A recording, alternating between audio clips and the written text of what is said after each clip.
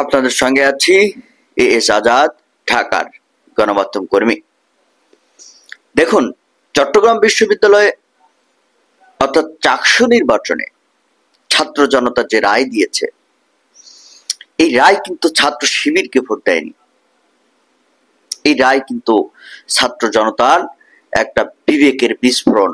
আপনি যদি চিন্তা করেন এই ছাত্র শিবির সব শিক্ষার্থীকে রাজাকার বানিয়ে ফেলছে, আপনার এই ধারণা ভুল। কারণ আপনি যদি এটা মনে করেন, তাহলে আপনার ভাই, আপনার সন্তান, আপনার ছেলে মেয়ে, আপনার ভাতিজা ভাতিজিকেই আপনি রাজাকার বলছেন। এই ছাত্র শিবিরের পক্ষে এই অবস্থান কিন্তু শুধুই ছাত্র শিবিরকে তারা সমর্থন করেনি, তারা সমর্থন করেছে একটা নতুন বিবেকের পরিবর্তনকে সমর্থন করেছে।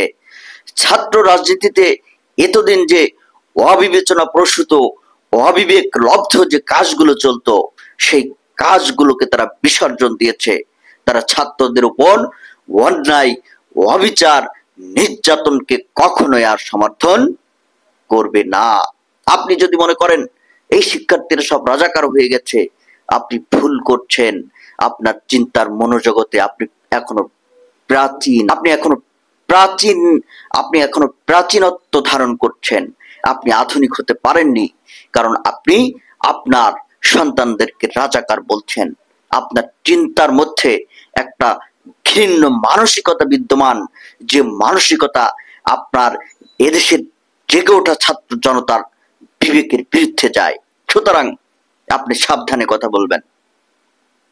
আজকের এই ছাত্র জনতার জাগরণ বাংলাদেশের কোন দলের পক্ষে জাগরণ নয়।